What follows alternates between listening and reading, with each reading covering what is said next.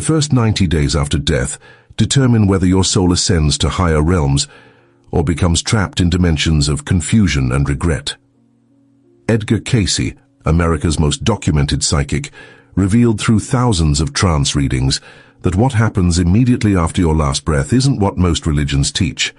According to Cayce's profound insights, your consciousness doesn't simply float to heaven or face immediate judgment. Instead, you enter a critical transition period where every attachment, every unforgiven grudge, every material obsession you carried in life becomes a chain that either pulls you down or releases you upward. The soul doesn't get a fresh start after death. It gets a mirror reflecting back everything you truly were beneath the masks you wore. This 90-day window isn't arbitrary. Cayce explained that it's a cosmic mercy, a threshold period where the soul reviews, recognizes, and potentially redirects its trajectory based on the spiritual preparation done during physical life. What you're about to discover will challenge everything you assumed about the afterlife and force you to examine the life you're living right now. Share in the comments. If you died today, what attachments would hold your soul back from ascending? When your heart stops beating and your final breath leaves your body, you don't cease to exist. But you also don't instantly arrive in some celestial paradise. According to Edgar Cayce's meticulously documented readings given over 4 decades, what actually happens in those first moments after death is far more complex and far more dependent on who you became during life than most people realize. Cayce revealed that the soul enters what he described as a transitional state, a dimension between the physical world and higher spiritual planes.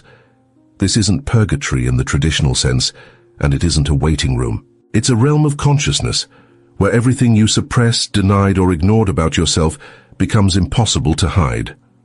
In his trance states, Cayce explained that the newly departed soul experiences an immediate expansion of awareness. Suddenly, you're not limited by the 5 physical senses anymore. You perceive thoughts as tangible things. Emotions have color and weight. The lies you told yourself during life become transparent. The people you hurt appear in your consciousness, not as memories but as living presences. You feel what they felt when you wounded them. This isn't punishment imposed by an external judge. This is reality without the filters and defenses that physical existence allowed you to maintain. Cayce emphasized that the soul begins a comprehensive life review almost immediately. Not to be condemned, but to understand, to recognize patterns, to see with brutal clarity what was real and what was illusion in the life just lived. But here's what makes the first 90 days so critical. During this period, according to Cayce's readings, the soul hasn't yet fully committed to its next phase of existence. It exists in a state of potential, drawn toward different dimensional planes based on the vibrational frequency it cultivated during physical life. Cayce described these planes as real locations in consciousness, not metaphors. There are realms of confusion, where souls attached to material possessions wander, still trying to influence the physical world they can no longer touch. There are dimensions of regret, where souls replay their failures over and over, trapped in loops of their own making. There are planes of learning where souls eager for growth gather with guides and teachers. And there are higher realms of light and love, where souls who lived with compassion and spiritual purpose naturally gravitate. What determines where you go? Cayce was absolutely clear about this. It's not your religious affiliation. It's not how many prayers you said or which church you attended. It's the actual vibrational frequency of your consciousness, shaped by every choice you made, every thought you entertained, every action you took during your time on Earth. If you spent your life consumed by anger, that anger doesn't disappear when your body dies. It becomes your environment. If you lived with constant fear, that fear becomes the landscape you inhabit. If you cultivated peace and love, you find yourself in dimensions that resonate with those qualities. The afterlife isn't assigned to you. You create it moment by moment through how you live. In the first few days after death, Cayce revealed, most souls experience disorientation. The sudden absence of physical sensation can be jarring. Some souls don't immediately realize they've died. They try to communicate with living loved ones and become frustrated when they're not heard. They attend their own funerals, watching people grieve, sometimes trying desperately to say, "I'm still here, I'm all right." This period of confusion varies in length depending on the soul's spiritual preparation during life. Those who spent time contemplating death, who practiced meditation, who developed their spiritual awareness tend to transition much more smoothly. They recognize what's happening and accept it. Those who lived in complete denial of death, who never considered spiritual questions, who were utterly identified with material existence, often struggle much longer. Cayce explained that around the 3rd to 7th day, something profound happens. The soul begins to detach more fully from the physical plane. Earthly concerns that seem so important start to lose their grip. The possessions you accumulated, the status you achieved, the grudges you held, all begin to reveal themselves as the temporary, meaningless things they always were. This is when the life review intensifies. You don't just remember events from your life. You re-experience them from every perspective. You feel what your spouse felt when you betrayed their trust. You experience the pain your children felt when you prioritized work over their needs. You sense the disappointment your parents carried when you rejected their wisdom. But you also feel the joy you brought to others, the kindness that rippled out in ways you never knew, the moment of encouragement that changed someone's entire trajectory. This life review isn't designed to torture you. Cayce emphasized this repeatedly. It's designed to teach you, to help you see patterns you couldn't recognize while immersed in physical existence. The soul needs this perspective to grow, to evolve, to understand what lessons were learned and what lessons were missed. Every soul goes through this process, regardless of how spiritually advanced or utterly unconscious they were during life. But the experience is vastly different depending on what you bring to it. A soul that lived with self-awareness, that regularly examined its own motivations and behaviors, that practiced forgiveness and compassion, moves through the life review with a sense of recognition and acceptance. A soul that lived in constant denial, that blamed others for every problem, that refused to acknowledge its own darkness, experiences the life review as a shattering confrontation with truth.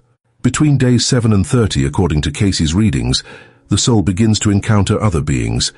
These aren't necessarily deceased relatives, though sometimes they are.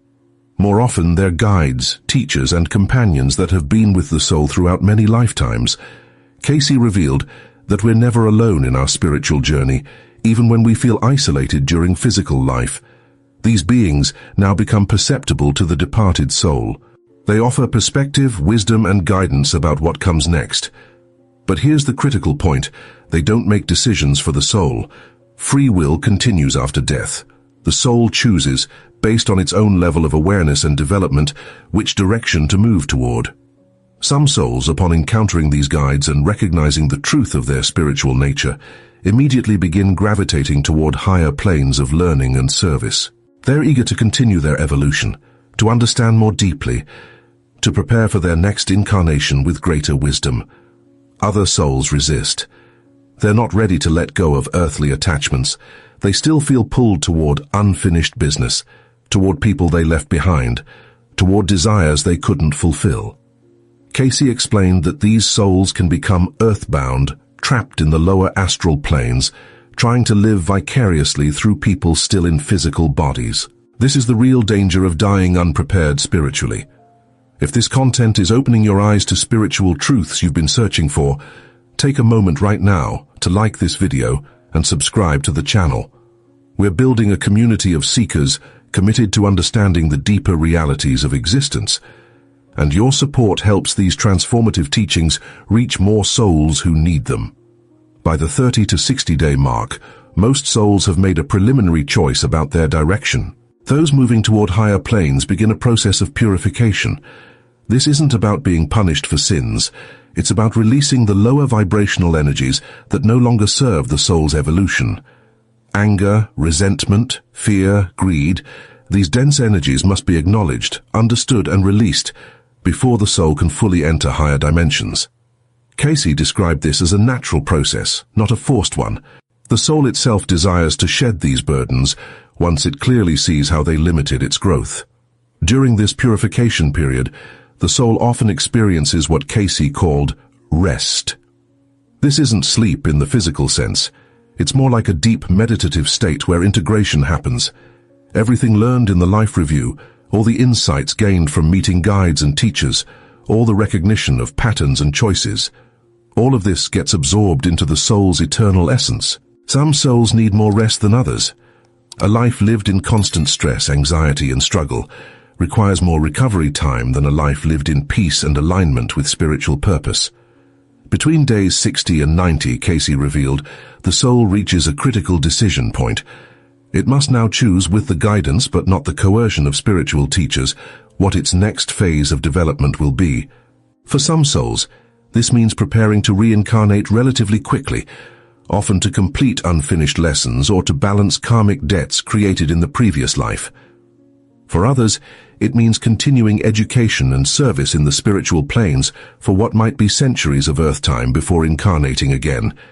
And for a few highly evolved souls, it means moving into roles as guides and teachers themselves, helping others navigate the very transitions they just experienced. What's absolutely crucial to understand is that none of this is predetermined.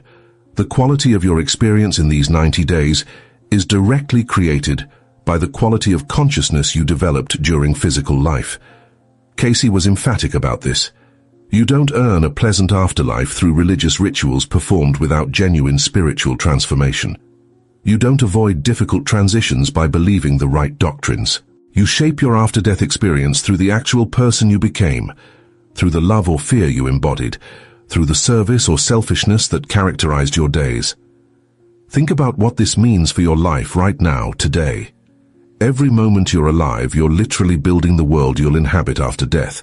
Every choice to forgive rather than hold a grudge is creating a lighter, freer afterlife experience. Every moment of genuine compassion is elevating your vibrational frequency. Every time you choose growth over comfort, awareness over denial, love over fear, you're preparing yourself for a smoother, more enlightened transition when your time comes.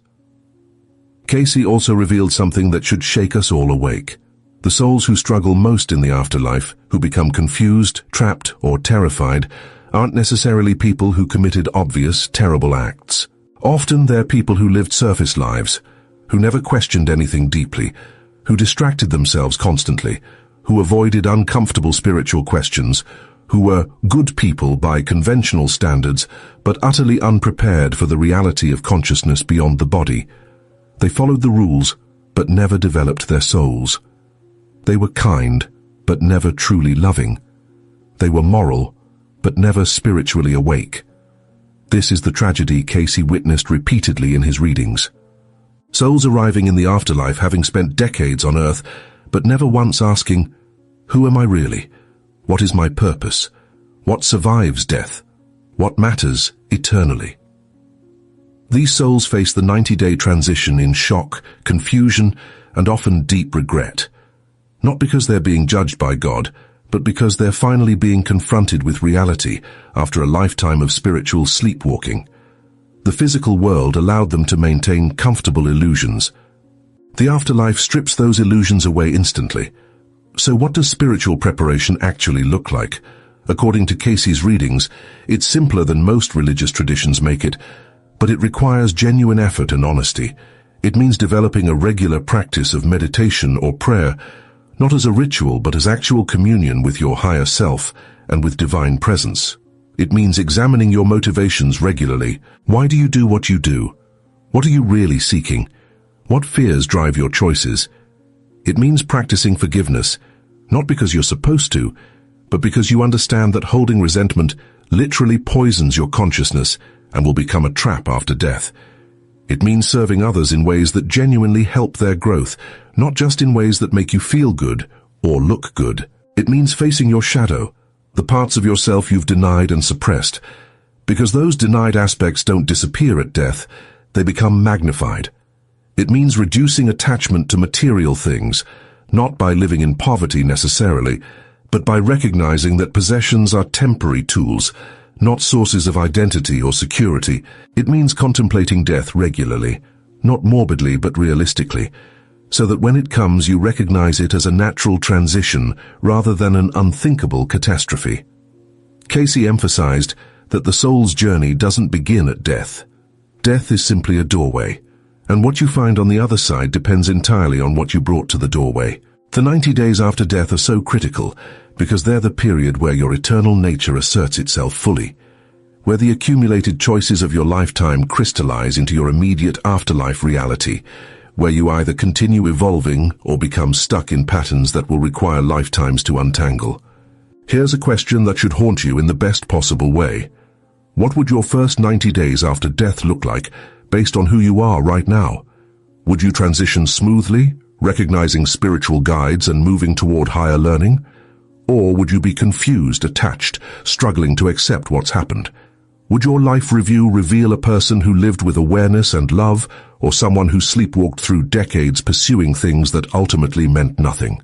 Would you be drawn to higher planes of light and wisdom, or would earthly attachments and unresolved conflicts trap you in lower dimensions? Cayce's teachings aren't meant to frighten you. They're meant to wake you up while you still have time to change your trajectory. Every single day you're alive is an opportunity to shift your vibrational frequency, to release what no longer serves your highest good, to cultivate the qualities that will serve you not just for the remaining years of this life, but for eternity. The soul is real. Consciousness survives death. The afterlife is real, and it's not arbitrary or externally imposed. It's the natural consequence of who you've become. The most profound gift of Cayce's revelations about the first 90 days after death is this: they remove all excuses. You can't blame your afterlife experience on a capricious God, or on bad luck, or on circumstances beyond your control. You're creating it right now through your thoughts, your choices, your priorities, your level of spiritual development. This is both terrifying and liberating. Terrifying because it means full responsibility. Liberating because it means you have complete power to change your eternal trajectory, starting this very moment. Before we conclude, I want to ask you to engage with this community of spiritual seekers. Like this video, subscribe to the channel, and most importantly, share in the comments section. What's one spiritual practice you're committing to today that will prepare you for a conscious, enlightened transition when your time comes? We learn from each other's journeys, and your insight might be exactly what another soul needs to hear. The 90 days after death are a mirror showing you who you really became during life. They're not the end of your journey, just a critical transition point in an eternal existence of learning, growth, and evolution. According to Cayce, the souls who transition most beautifully aren't the ones who were perfect. They're the ones who were awake, who did the inner work, who faced themselves honestly, who loved genuinely, who served selflessly, who never stopped asking questions and seeking truth. You have a choice to make. And that choice isn't about which religion to follow or which beliefs to adopt. The choice is whether to live consciously or unconsciously, whether to develop your soul or ignore it, whether to prepare for the inevitable transition that awaits every human being, or to pretend it will never come to you.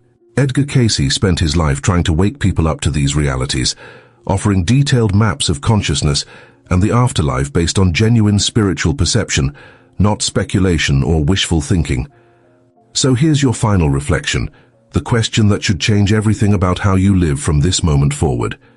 If you knew with absolute certainty that you had only 90 days left in physical form, and that those 90 days would determine your experience of the first 90 days after death, would you live differently starting today? Would you finally forgive that person? Would you let go of that grudge? Would you stop chasing things that don't matter eternally? Would you tell people you love them? Would you serve more and judge less? Would you meditate, pray, seek truth with desperate urgency? The profound teaching here is that you should live that way regardless, because death comes for everyone, often when least expected, and the soul you've developed today is the soul that will navigate the transition tomorrow or 50 years from now. There are no rehearsals. This life, right now, is your preparation for eternity. Every moment wasted in spiritual unconsciousness is a moment that could have been spent building the consciousness that will serve you forever. Every moment spent in genuine love, service, forgiveness, awareness, and growth is literally constructing the reality you'll inhabit on the other side. Cayce's message about the first 90 days after death isn't ultimately about death at all.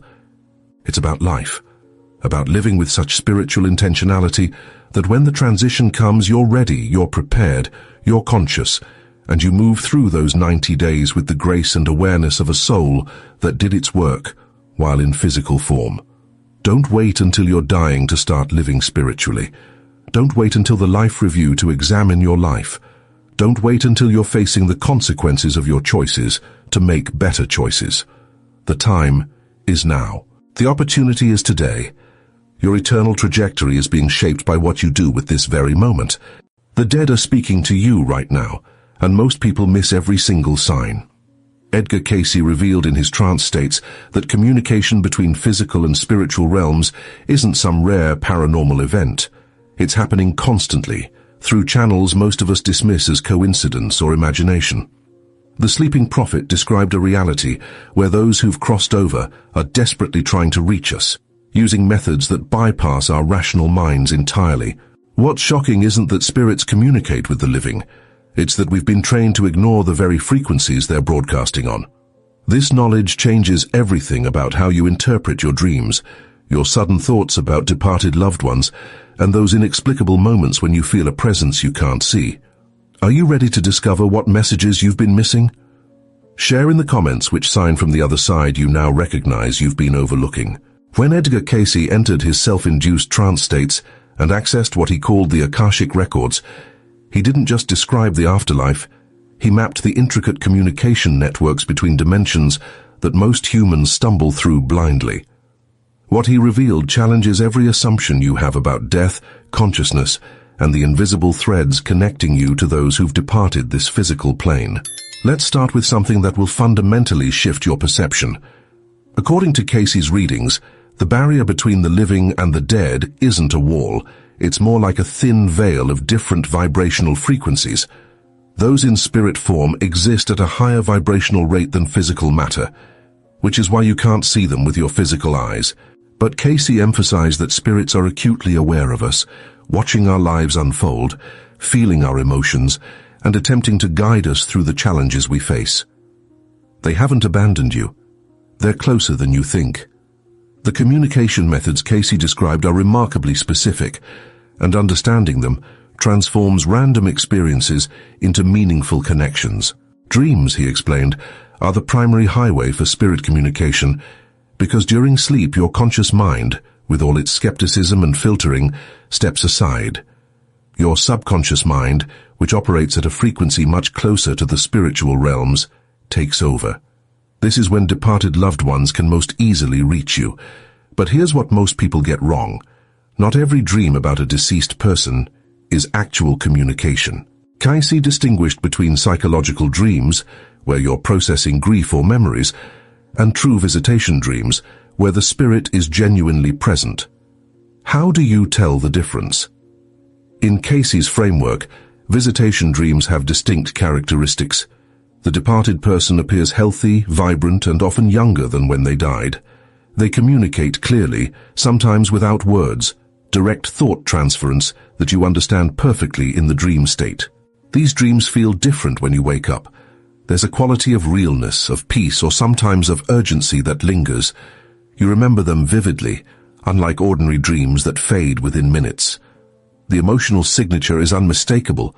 You don't just remember the dream, you feel the presence for hours or even days afterward. But dreams are just one channel.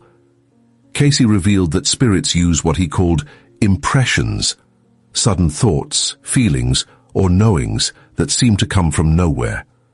You're going about your day when suddenly you think of someone who's passed, accompanied by a wave of emotion or a specific memory. Most people dismiss this as random neural firing, but Cayce insisted these are often attempted communications. The spirit is impressing their energy upon your consciousness, trying to remind you they're present, or sometimes trying to warn you about something in your current life path. Think about this carefully. How many times have you suddenly thought about someone who died, then dismissed it as meaningless? What if you've been receiving communications all along and simply lacked the framework to recognize them? This isn't about becoming overly mystical about every passing thought. It's about developing discernment. Cayce taught that repeated impressions, especially those accompanied by strong emotion or that come during significant life decisions, deserve your attention. The readings describe another fascinating communication method: synchronicities and signs in the physical world. Spirits, according to Cayce, can manipulate energy at the physical level when conditions are right. though it requires tremendous effort on their part. This manifests as lights flickering at meaningful moments, objects appearing in unexpected places, technology behaving strangely when you're thinking about the departed, or animals acting as messengers. That cardinal that keeps appearing at your window, the song that plays at impossibly perfect timing, the photograph that falls off the shelf on their birthday, Cayce would say, these aren't coincidences. They're breadcrumbs from the other side. Now, here's where Cayce's teachings become deeply personal and challenging. He insisted that the quality of communication depends significantly on the spiritual development of both parties, the living and the dead. A soul that was spiritually aware during physical life transitions into the spiritual realms, with greater consciousness and ability to communicate clearly. Souls that were materialistic, angry, or spiritually asleep during life often struggle in the afterlife, confused and less able to make effective contact. On the living side, if you're consumed by grief, materialism, or live entirely in your rational mind with no spiritual practice, you create static that blocks reception. This raises uncomfortable questions. Are you living in a way that would allow clear communication if someone you love departed tomorrow? More importantly, are you developing your consciousness now so that when it's your time to cross over, you'll be able to effectively communicate with those you leave behind? Cayce taught that spiritual development isn't a luxury, it's practical preparation for the continuity of consciousness beyond death. Let me share what Cayce revealed about the mechanics of spirit communication that most people never consider. He explained that spirits don't communicate in words as we understand them. They communicate in what he called thought forms, or mental images. These are complete packets of meaning that include emotion, imagery, and pure knowing, all compressed into an instant. When a spirit speaks to you, your mind translates this thought form into language, but something is always lost in translation. This is why spirit communication often feels like you're receiving an impression or a feeling rather than hearing clear sentences. If this sounds confusing, think about it this way. Have you ever had a moment of knowing something without being told?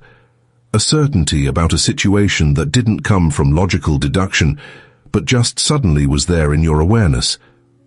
That's closer to how spirits naturally communicate. Cayce taught that as we evolve spiritually, we develop this form of communication while still in physical form, what some call intuition or claircognizance. The more you trust and develop these faculties now, the more clearly you'll receive communications from the other side. Cayce also addressed something most spiritual teachers avoid, why some communications from spirits feel disturbing or negative. He explained that the spiritual realms are multidimensional, with different levels of consciousness. Not all spirits who communicate have elevated intentions. Some souls, particularly those who died suddenly traumatically, or who lived lives focused on control and manipulation, can remain earthbound or operate from lower spiritual dimensions. They may attempt communication, but their messages can create confusion, fear, or drain your energy, rather than uplift you. This is why Cayce emphasized spiritual protection and discernment.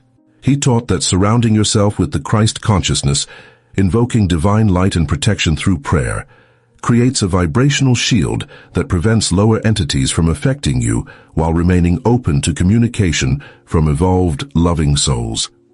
The prayer of protection isn't about fear. It's about establishing clear boundaries in the invisible world, just as you would in the physical world. You wouldn't leave your front door unlocked for anyone to enter.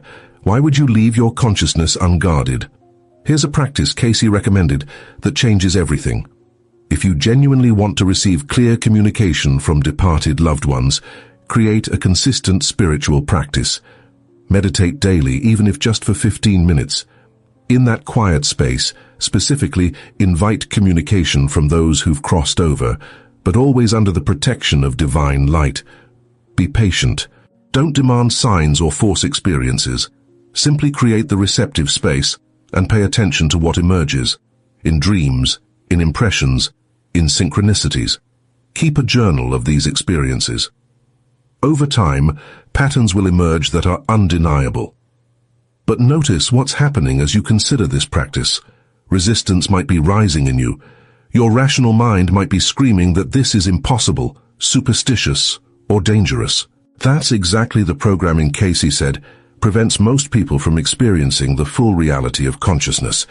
We've been taught that physical reality is all that exists, that death is the end, that communication with the departed is either impossible or evil. These beliefs aren't protecting you, they're imprisoning you in a limited perception of reality. Let's go deeper into what Cayce revealed about why spirits want to communicate with the living. It's not random or purposeless. According to the readings, souls who've transitioned often have specific motivations. Some want to provide comfort, to let their loved ones know they still exist, and that consciousness continues. Others attempt to guide us away from destructive paths or toward opportunities that align with our soul purpose. Some are completing unfinished business, seeking forgiveness, offering forgiveness, or resolving earthly attachments that keep them bound to the physical plane. And here's something profound that Cayce emphasized. Sometimes we need their communication more than they need to send it. When we're facing major life decisions, spiritual crises, or dangerous situations, departed loved ones, especially those who are spiritually advanced, can act as guides and protectors from the other side. They have a perspective on our life path that we lack while immersed in physical existence. They can see patterns, consequences, and potentials that are invisible to us. Ignoring their communications isn't just missing comfort, it's missing guidance. Now I need to share something from Cayce's readings that might challenge you. He taught that the living can also initiate communication more effectively than most realize. It's not a one-way street where we passively wait for signs. You can actively reach out through meditation, prayer, and focused intention. The key is understanding that your thoughts and emotions are energy that spirits can perceive. When you think lovingly about someone who's passed, they feel it. When you speak to them, they hear, not with ears but with consciousness. Cayce recommended a specific practice. Sit quietly, bring the person fully into your awareness with love, and simply talk to them as if they're present because they are. Ask questions, share your struggles, then release expectation and remain open to how the response comes. It might arrive immediately in the meditation as a feeling of peace or a sudden knowing. It might come hours later as a dream. It might manifest days later as a synchronicity that answers your question unmistakably. The response comes, but rarely in the time frame or method you expect. If you haven't already, take a moment to like this video and subscribe to this channel. We're exploring the deepest mysteries of consciousness and existence through Edgar Cayce's teachings, and there's so much more to discover together. Your support helps this transformative knowledge reach others who are searching for truth. Let's address the elephant in the room. Why doesn't everyone experience clear spirit communication? Cayce had a direct answer. Most people are too noisy, not externally, but internally. The constant mental chatter, the addiction to distraction, the focus on material concerns, the inability to be still and receptive, these create an impenetrable barrier. Spirits are broadcasting on a frequency that requires inner silence to receive. It's like trying to hear a whisper in a hurricane. The whisper is there, but you'll never hear it until you find shelter from the storm of your own mind. This brings us to something crucial. Cayce taught that grief itself, while natural, can actually block communication. Intense, prolonged grief keeps you vibrating at a low frequency of loss and pain, while the departed loved one has moved to a higher frequency. The vibrational mismatch makes connection difficult. This doesn't mean you shouldn't grieve. It means that part of honoring the dead is eventually finding peace and joy again, which creates the resonance needed for clear communication. They don't want you imprisoned in sorrow. They want you to live fully, knowing you'll reunite. The readings also revealed something most people never consider about timing. Communication is often strongest in the period immediately after death, and then during significant life events, births, marriages, crises, deaths of other family members. Why? Because these are times when the veil naturally thins, when multiple dimensions of consciousness converge. This is also why many cultures have traditional practices of honoring the dead during specific times of year.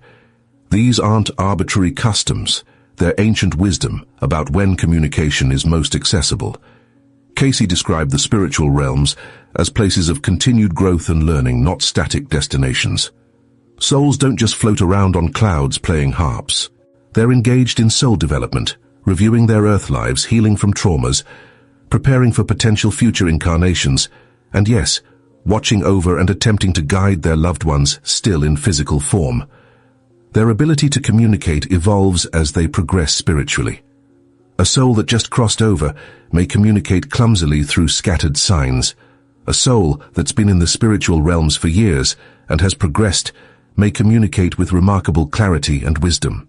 This understanding should change how you perceive departed loved ones. They're not frozen in time as they were at death. They're growing, healing, becoming more of who they truly are, the essence of their soul freed from physical limitations and wounds. The grandmother who suffered from dementia at the end of her life is fully conscious and clear in spirit.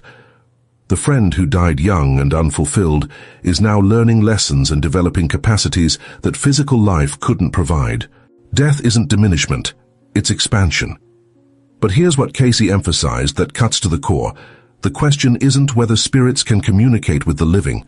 They absolutely can and do. The real question is whether you're willing to develop the consciousness required to receive their communications clearly. Are you willing to quiet your mind daily? Are you willing to challenge your materialistic assumptions? Are you willing to pay attention to dreams, impressions, and synchronicities instead of dismissing them? Are you willing to believe that reality is vastly larger and stranger than what your 5 physical senses report? These aren't rhetorical questions. Your answers determine whether you live in a universe where consciousness ends at death and you're fundamentally alone, or whether you live in a universe where love transcends dimensions and those who've departed remain active participants in your spiritual journey. Cayce's teachings don't ask you to believe blindly. They invite you to test these principles through practice and direct experience. Consider what this means for how you live right now. Every departed loved one who watches you from the spiritual realms, and Cayce insisted they do watch, sees not just your actions, but your thoughts, your intentions, your spiritual growth or stagnation. They can't control your choices, but they can feel your struggles and celebrate your victories. When you overcome a challenge through spiritual strength, they celebrate. When you repeat patterns that harm your soul's growth, they grieve. You're never performing for them, but you're also never truly alone in your journey. This awareness should inspire rather than pressure you. Imagine living each day knowing that those who loved you in life still love you from the other side, that they haven't abandoned you, that they're cheering for your highest good. Imagine making decisions with the awareness that you're part of a larger spiritual community that includes both incarnate and discarnate souls. Would you live differently? Would you prioritize differently? Cayce taught that the ultimate purpose of understanding spirit communication isn't to constantly seek messages from the other side. It's to live so consciously, so spiritually aligned, that you naturally become receptive to guidance from all sources. Physical mentors, your own higher self, spiritual guides, and yes, departed loved ones, when their input serves your soul's growth. The goal is integration of spiritual awareness into every aspect of life, not compartmentalizing it into occasional paranormal experiences. As we close, I want to leave you with something that should disturb your comfortable assumptions. You will be on the other side someday looking back at your physical life, attempting to communicate with those you love who are still incarnate. What will you want to tell them? What warnings, what encouragements, what wisdom will you try desperately to convey? More importantly, are you living now in a way that will allow you to communicate effectively when that time comes? Cayce taught that spiritual development isn't preparation for some distant heaven. It's preparation for conscious continuity of existence beyond physical death. Every meditation, every act of love, every choice to grow spiritually rather than stagnate materially is building your capacity to function consciously in spiritual dimensions. You're not just living one life and then facing judgment. You're on an eternal journey of consciousness evolution, and physical death is simply a transition point, not an ending. So the real question isn't whether spirits communicate with the living. The real questions are far more personal. Are you listening? Are you living in a way that develops your receptivity? Are you honoring the eternal nature of consciousness through how you spend your days? Are you preparing yourself to both receive communications from those who've crossed over and to eventually be an effective communicator yourself when you transition. Before you go, make sure you're subscribed and have notifications turned on. Share this video with someone who needs to hear these truths, and drop a comment below telling me, what sign from a departed loved one do you now realize you've been receiving? Let's build a community of people who understand that consciousness transcends death and that love is truly eternal. Your spiritual evolution matters more than you know. The departed are speaking. The question is, are you finally ready to listen? Your soul didn't choose this lifetime randomly. It signed a contract before birth that only you can fulfill, and Edgar Cayce's readings reveal that breaking this agreement has consequences far beyond this single existence. In his trance states, Cayce accessed something he called the Akashic Records, a cosmic library containing every soul's complete history across all lifetimes, and what he discovered about reincarnation shatters the comforting notion that we're just here to learn lessons or evolve spiritually. According to Cayce, each incarnation carries a highly specific mission, a set of spiritual tasks, karmic debts, and divine assignments that no other soul can complete for you. The people you meet, the challenges you face, even your deepest fears and inexplicable talents, none of it is accidental. But here's what keeps most people awake once they truly understand Cayce's teachings. The vast majority of souls are sleepwalking through their mission, distracted by material pursuits and surface-level existence, while their true purpose remains untouched. What unique spiritual assignment did your soul accept before entering this body? Share your thoughts in the comments below. Edgar Cayce conducted over 14,000 readings during his lifetime, and woven throughout these sessions is a revolutionary understanding of reincarnation that goes far beyond Eastern philosophy or New Age speculation. Cayce didn't speak about reincarnation as a vague cycle of birth and death. He described it as a precisely orchestrated system of spiritual development where each lifetime serves as a chapter in the soul's journey back to God. But unlike the popular conception that we simply incarnate to become better people, Cayce's readings reveal something far more specific and personally demanding. Every soul enters each lifetime with a unique mission that only that particular soul, in that particular body, in that particular time period can accomplish. When Cayce entered his trance state and accessed the Akashic Records, he could see the soul patterns of the individuals who came to him for readings. He would describe their past lives in vivid detail, not as entertainment or curiosity, but to show how previous incarnations had created specific spiritual needs, karmic obligations, and developmental requirements that the current lifetime was designed to address. A person who had abused power in ancient Egypt might return with a mission to serve others selflessly. Someone who had abandoned family responsibilities in a past life might incarnate into circumstances requiring profound dedication to loved ones. These weren't punishments. They were opportunities for the soul to balance itself, to complete what remained unfinished, to heal what had been wounded. But Cayce went further than simply explaining karma. He revealed that before each incarnation, the soul, in full awareness of its spiritual condition, actually participates in planning the upcoming lifetime. Together with spiritual guides and higher intelligences, the soul reviews what needs to be accomplished, what lessons remain unlearned, what gifts need to be developed, and what service needs to be rendered to humanity. The soul examines its accumulated karma and willingly accepts the circumstances that will provide the best opportunities for growth. Then, in an act of tremendous courage, the soul agrees to enter physical form, knowing that the veil of forgetfulness will descend, and the mission will have to be discovered and fulfilled despite the distractions and difficulties of earthly existence. This means that your current life circumstances, the family you were born into, the natural talents you possess, the inexplicable interests that have always drawn you, the recurring challenges that seem to follow you, even the people who frustrate or inspire you, all of this was carefully selected by your own soul to create the perfect conditions for your unique mission. Nothing is random, nothing is accidental. The poverty or wealth, the health struggles or robust constitution, the early losses or stable foundation, every element was chosen because it would forge you into the specific instrument needed to complete your spiritual assignment. Cayce's readings make clear that these missions vary enormously in their scope and nature. Some souls incarnate with missions focused primarily on personal karmic balancing, healing patterns of selfishness, learning patience, developing compassion, mastering fear.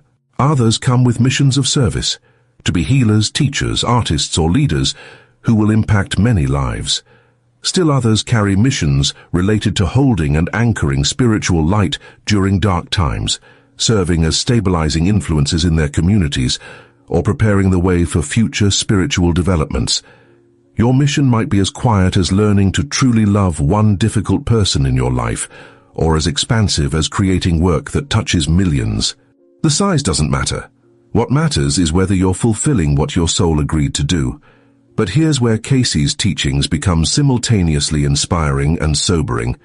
You have free will. The mission was agreed upon before birth. The circumstances were arranged. The opportunities will present themselves, but you can refuse. You can spend an entire lifetime distracted by material accumulation, social status, pleasure-seeking, or comfortable mediocrity.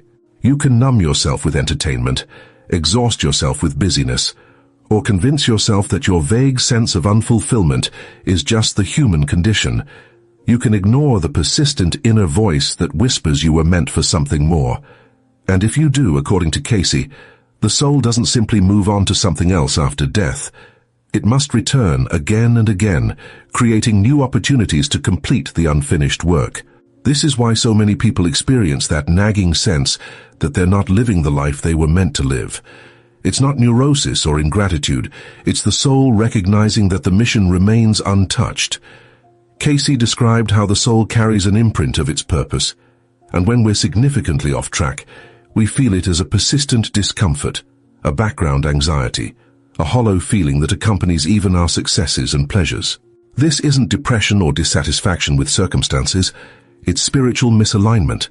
It's the soul saying, this isn't what we came here to do. So how do you discover your specific mission? Cayce provided several keys throughout his readings. First, examine your natural talents and abilities, particularly those that came easily to you without much training. These often represent skills developed in previous lifetimes that you've brought forward to use in your current mission. A natural gift for healing, for teaching, for creating beauty, for organizing, for counseling. These aren't accidents of genetics. They're tools you developed previously and brought into this incarnation because you'll need them to complete your work. Second, look at your deepest interests and passions, especially those that have persisted since childhood. What subjects fascinate you? What problems in the world genuinely trouble you? What kind of suffering in others moves you to tears or action? These emotional and intellectual attractions often point toward the arena in which your mission will be fulfilled. The soul gravitates toward the work it came to do, even when the conscious mind doesn't understand why certain things matter so deeply. Third, examine your challenges and struggles, particularly the recurring ones. Cayce emphasized that we often incarnate specifically to master whatever we've previously failed to master. If you struggle with certain relationships, certain fears, certain weaknesses or temptations, these may not be obstacles to your mission. They may be the mission itself. The person who battles anger is here to learn divine patience. The person who fights addiction is here to discover spiritual freedom. The person who struggles with self-worth is here to recognize their divine nature. Your most persistent difficulty may be your most important assignment. Fourth, pay attention to the people who enter your life, especially those who trigger strong reactions in you. Cayce's readings frequently revealed that souls incarnate in groups, returning together lifetime after lifetime to work out karma, support each other's growth, and fulfill interconnected missions. The parent who frustrates you, the partner who challenges you, the friend who inexplicably understands you, the enemy who seems to know exactly how to wound you. These are very likely souls you've known before, with whom you have unfinished business or shared spiritual work. Your mission may involve learning specific lessons through these relationships, or it may require you to serve these souls in particular ways. Fifth, notice the opportunities that present themselves to you repeatedly. Your mission will create synchronicities, meaningful coincidences that Cayce understood as the universe conspiring to put you in the right place at the right time. If certain doors keep opening, if certain possibilities keep appearing, despite your attempts to ignore them, If you keep being asked to use specific talents or address particular needs, pay attention. The universe is remarkably persistent in creating opportunities for you to fulfill your purpose. But it won't force you. The doors will open, but you must choose to walk through them. Now here's what makes this teaching both beautiful and demanding. Your mission isn't just about you. Cayce's readings make clear that every soul's mission is ultimately in service to the whole. Even the most personally focused missions, learning patience, developing compassion, healing trauma, these serve humanity because they add more light, more love, more consciousness to the collective. And the more expansive missions, teaching, healing, creating, leading, these are never about personal glory or achievement. They're about being a channel through which divine love and wisdom can flow into the world. Your unique mission exists because there is a specific need in the world that only you, with your particular combination of gifts, experiences, karma, and soul development, can address in exactly the way it needs to be addressed. This is why comparison is so spiritually dangerous. Looking at someone else's life and feeling that you should be doing what they're doing is a fundamental misunderstanding of how reincarnation and spiritual missions work. That person has their mission. You have yours. Their path was designed for their soul's needs and the world's needs as they relate to that soul. Your path was designed for your soul's needs and the world's needs as they relate to you. There is no hierarchy of value. The person whose mission is to love one difficult person with divine patience is fulfilling a task just as spiritually significant as the person whose mission is to teach thousands. God doesn't measure significance the way humans do. What God does measure, according to Cayce, is whether we're using our will in alignment with divine will. This is the fundamental spiritual question of every incarnation. Will you use your freedom to pursue ego gratification, or will you surrender your personal will to discover and fulfill your soul's mission? Every choice you make either moves you toward your mission or away from it. Every time you choose comfort over calling, distraction over purpose, fear over faith, you're postponing the work you came to do. And every time you choose growth over comfort, service over self-interest, truth over convenience, you're aligning yourself with your mission and accelerating your soul's journey. Cayce emphasized that the Christ consciousness, the awareness of our unity with God and with all creation, is both the ultimate goal of the reincarnation cycle and the key to fulfilling our individual missions. When we operate from ego consciousness, we see ourselves as separate, competing, striving for personal advantage. When we operate from Christ consciousness, we recognize that serving others is serving ourselves, that every act of love contributes to the whole, that our individual mission is actually a thread in the vast tapestry of divine purpose unfolding on earth. This shift in consciousness, from what can I get to how can I serve, is often the breakthrough that allows people to finally discover and embrace their true mission. But let's be honest about what embracing your mission often requires. It usually means disappointing some people. It frequently means making choices that look foolish or irresponsible to those who don't understand spiritual purpose. It might mean leaving security, changing careers, ending relationships that keep you small, starting projects that seem impossible, speaking truths that create discomfort, or standing alone when everyone else is sitting down. Your mission wasn't designed to be easy. It was designed to grow your soul. The circumstances that challenge you most are often the exact circumstances through which your mission will be fulfilled. Cayce also warned about one of the most common ways people avoid their missions, by getting lost in spiritual seeking itself. Some people spend years reading books, attending workshops, receiving readings, exploring different traditions, constantly preparing, learning, seeking, but never actually doing. Study and preparation have their place, but at some point, you must stop researching your mission and start fulfilling it. The person who spends their entire life preparing to serve has not served. The person who is endlessly trying to discover their purpose while ignoring the needs right in front of them has missed the point entirely. Your mission is revealed through action, through saying yes to what is yours to do right now, not through passive seeking. And what about those who feel they've wasted decades, who recognize now that they've been living someone else's version of their life, who realize they've been asleep while years passed? Cayce's readings offer tremendous hope here.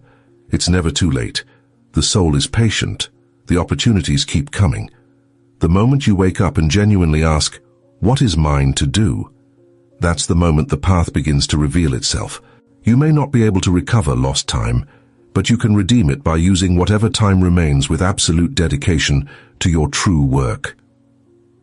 Some of the most powerful spiritual missions have been fulfilled by people who found their path late, but walked it with fierce commitment once they did. If you found your life changing unexpectedly in recent years, if relationships have ended, if jobs have dissolved, if old identities no longer fit, if you felt stripped of what once defined you, consider that your soul might be clearing away what doesn't serve your mission to make room for what does.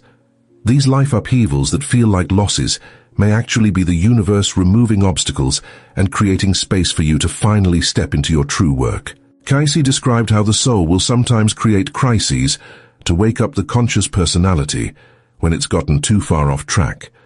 What feels like your life falling apart may be your life falling into place. Your mission is also dynamic, not static.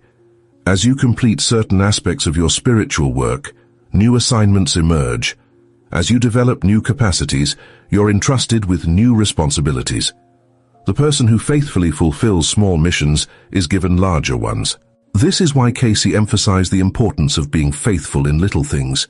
Washing dishes with consciousness, speaking kindly to the checkout clerk, paying honest attention to your child's story, doing your daily work with integrity. These mundane acts of presence and love are mission work.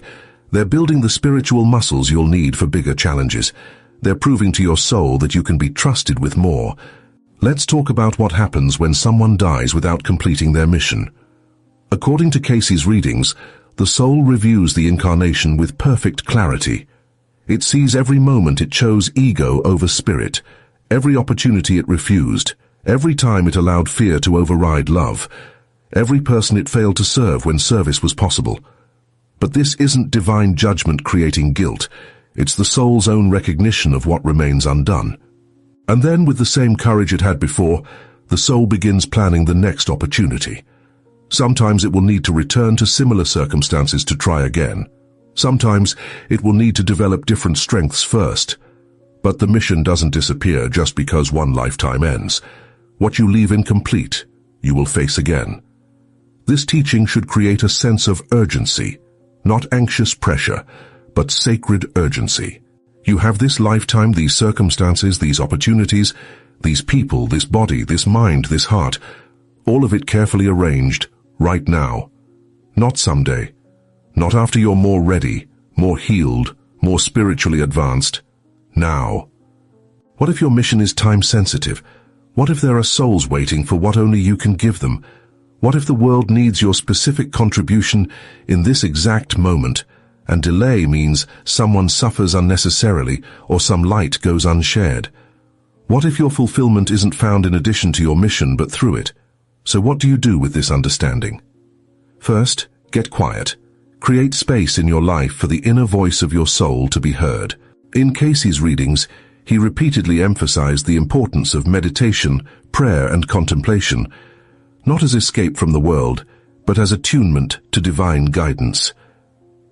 When you silence the external noise and internal chatter, your soul can communicate.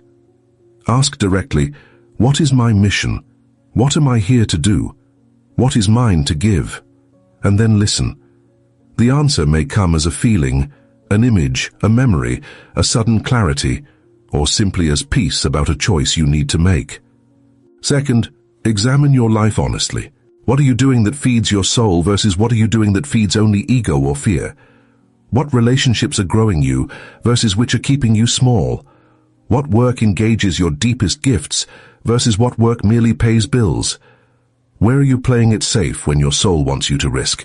Where are you busy when your soul wants you to be still? Where are you silent when your soul wants you to speak? This honest assessment will reveal the gap between the life you're living and the life you're meant to live. Third, make one aligned choice today. Don't wait for perfect clarity about your entire mission. Take one step toward what calls you. Say yes to one opportunity that scares you. Say no to one obligation that drains you. Start one project you've been postponing. Have one honest conversation you've been avoiding. Offer one gift you've been withholding. Your mission is fulfilled one choice at a time, one day at a time, one act of courage at a time. Movement creates momentum. Action creates clarity. Doing reveals more than thinking ever will. And finally, remember that your mission is ultimately about love, expressing it, learning it, becoming it, sharing it. Cayce's readings consistently point to love as the fundamental spiritual force, the energy of creation itself, the nature of God. Whatever your specific mission involves, whether it's raising children, creating art, healing bodies, teaching minds, building businesses, serving the poor, or simply learning to be at peace, it's ultimately a mission of love. When you're unsure whether you're on the right path, ask, is this choice leading me toward greater love or away from it? Is this action increasing love in the world or diminishing it? That question will almost never steer you wrong. If you've resonated with this message, if something in you is stirring with recognition or discomfort or hope, I invite you to like this video and subscribe to this channel. We're exploring Edgar Cayce's deepest teachings about the soul's journey and spiritual purpose. But more importantly, share in the comments, what do you sense your unique mission might be? What gifts are you leaving unused? What calling keeps knocking that you keep ignoring? Your willingness to speak it out loud might be the first step toward finally claiming it. The truth Cayce's readings reveal is both comforting and challenging. Comforting because it means your life has profound meaning and purpose designed specifically for you. Challenging because it means you're accountable for whether you fulfill that purpose or waste the opportunity. You didn't arrive here by accident. Your soul fought for this chance, planned for this incarnation, accepted these exact circumstances because they were perfect for your mission. The question isn't whether you have a unique spiritual assignment. You do. The only question is, will you discover it and fulfill it, or will you reach the end of this lifetime with your most important work still undone? Before you entered this body, before the veil of forgetfulness descended, your soul knew exactly why it was coming. It saw clearly what needed to be accomplished, what karma needed balancing, what gifts needed sharing, what service needed rendering. That knowledge isn't gone. It's buried within you, waiting to be remembered. Every moment of discontent, every flash of knowing, every time you feel there must be more than this, that's your soul trying to wake you up, trying to remind you of what you promised to do. Are you listening? And more importantly, are you finally ready to begin? Your dog didn't just stop existing when they died. According to Edgar Cayce's trance readings, they're actively evolving in spiritual dimensions you've never imagined, and their journey is far more profound than the rainbow bridge myth we've been told. Cayce revealed that animal souls, particularly dogs who've bonded deeply with humans, continue developing consciousness in the afterlife, experiencing growth that mirrors our own spiritual evolution, but along entirely different dimensional pathways. These aren't just comforting platitudes from a mystic. These are documented trance readings describing actual spiritual mechanics of how consciousness continues beyond the physical form, regardless of species. What's happening to your departed companion right now, in this very moment, might completely reshape how you understand the sacred bond you shared and the cosmic purpose behind it. The implications reach far beyond pet loss. They touch the very nature of love, consciousness, and spiritual progression across all creation. Drop a comment sharing your own experience with animal connections that felt inexplicably spiritual.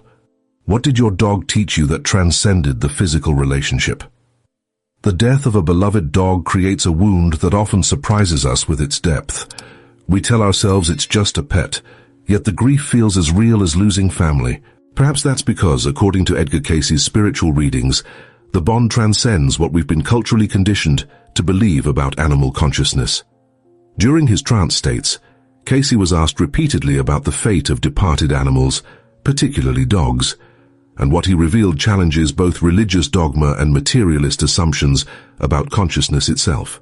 Cayce explained that consciousness exists on a spectrum, not as a binary division between human souls and soulless animals. When a dog dies, especially one who has formed deep bonds with humans, their consciousness doesn't simply extinguish. Instead, These beings transition into spiritual realms where they continue a form of development appropriate to their level of awareness. But here's where it gets profoundly interesting. The nature of their afterlife experience is directly influenced by the depth of love and spiritual connection they experienced during physical life. In his readings, Cayce described how animals who have lived closely with humans, sharing in the emotional and even spiritual atmosphere of a household, develop a more individualized consciousness than animals who lived without such bonds. Your dog wasn't just biologically programmed to love you. They were spiritually evolving through that relationship.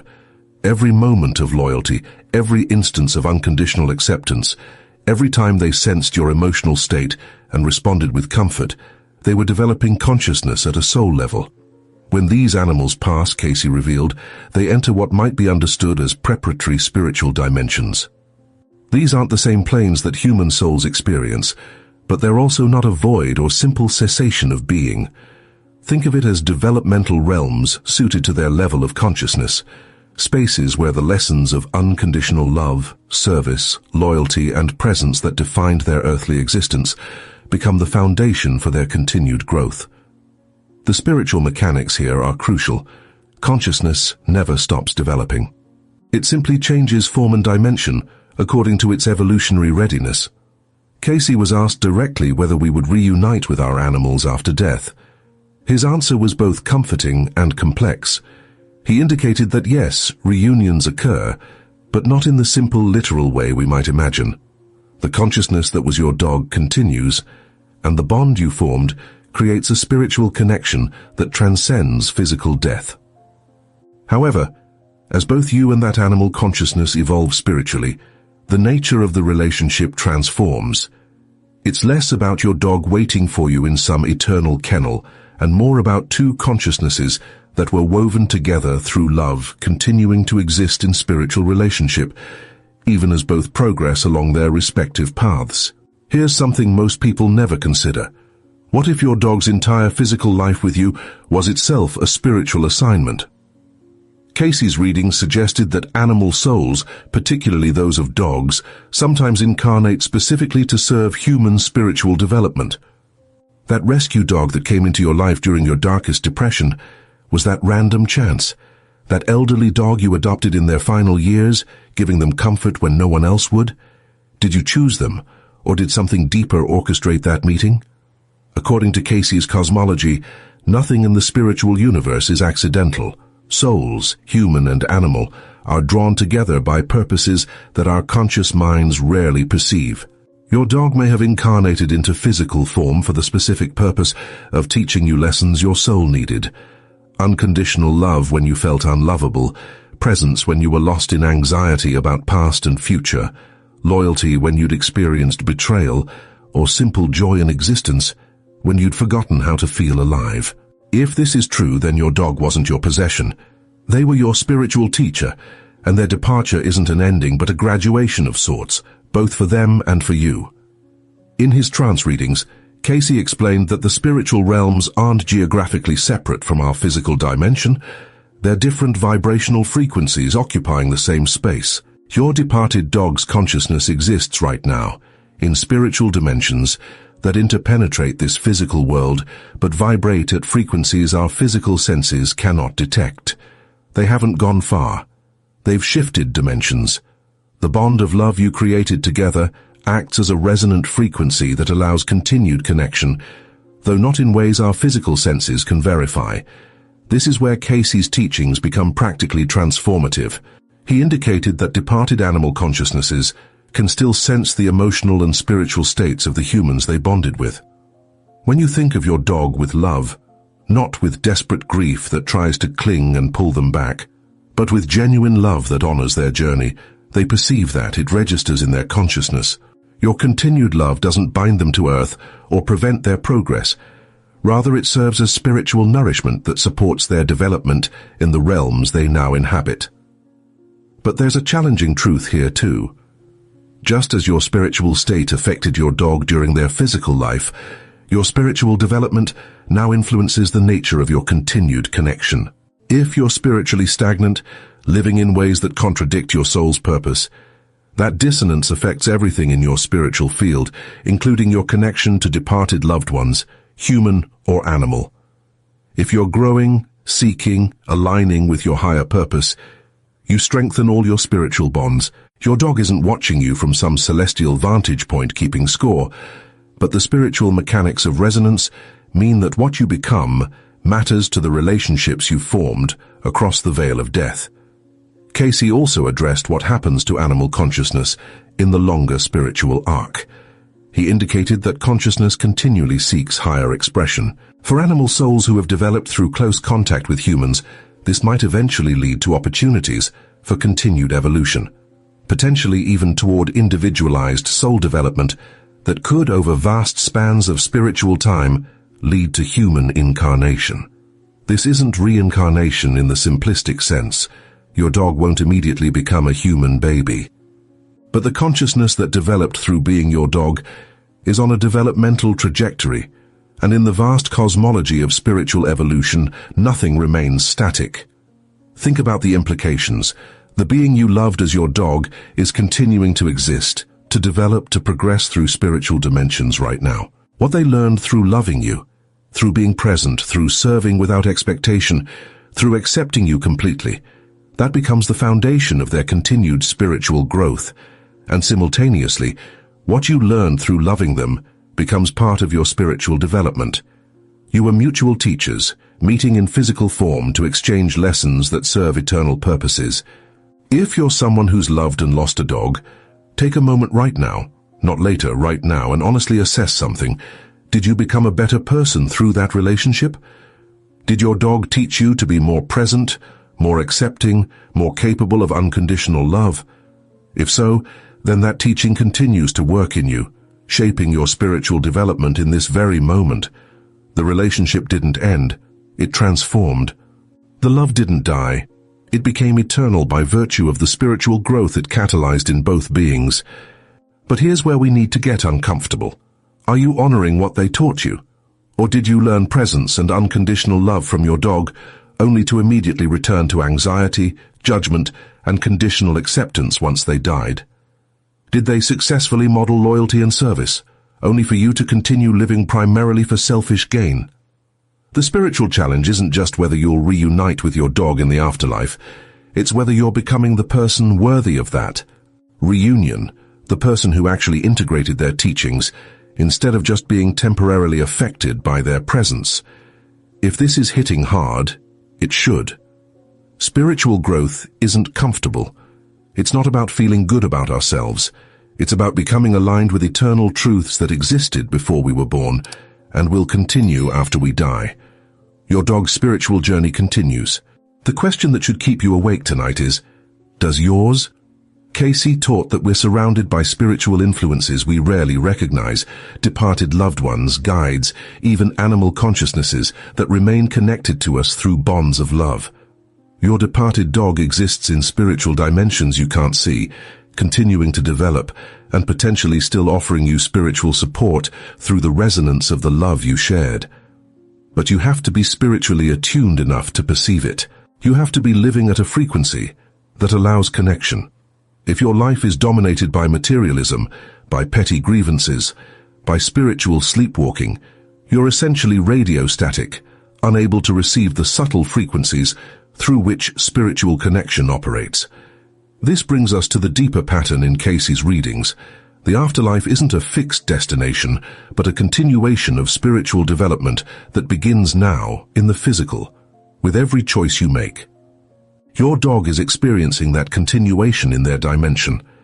Are you experiencing it in yours, or are you spiritually stagnant, running the same mental loops, living the same unfulfilled patterns, waiting for death to magically transport you to some better place while doing nothing to align with spiritual truth right now? Consider how your dog lived. They didn't wait to love you until conditions were perfect. They didn't withhold presence until you deserved it. They didn't postpone joy until achieving some future goal. They loved now, lived now, were present now. That wasn't simple animal instinct. According to Cayce's cosmology, that was spiritual wisdom your dog carried into physical form to teach you. What they knew intuitively, you must learn consciously. The eternal now is where spiritual development occurs. not in reminiscing about the past, not in fantasizing about future reunions, but in how you live this moment. If you want to honor your departed dog, truly honor them, not in sentimental ways but in spiritually authentic ways, then integrate what they taught you. Become more present, love more unconditionally, serve without constantly calculating what you'll receive in return. Live with the kind of wholehearted engagement with existence that your dog modeled every single day. That's not just nice philosophy. According to Cayce's teachings, that's how you spiritually align with the eternal truths that govern both physical and spiritual realms, and it's how you strengthen the soul bonds that transcend death itself. And here's something that will either comfort or disturb you, depending on your current spiritual state. Your dog knows whether you're doing this. Not in some judgmental way. Animals don't carry human ego patterns even in the afterlife. But through spiritual resonance, the consciousness that was your dog perceives whether the lessons they offered are bearing fruit in your life. Are they? Can you honestly say that loving your dog made you a better, more spiritually attuned human being? Or was it just a pleasant experience that ended, leaving you essentially unchanged? The most profound spiritual truth in Cayce's readings about departed animals is this: love is the fundamental force of spiritual evolution. The love you shared with your dog wasn't a temporary emotional state. It was a spiritual reality that altered both of you at a soul level.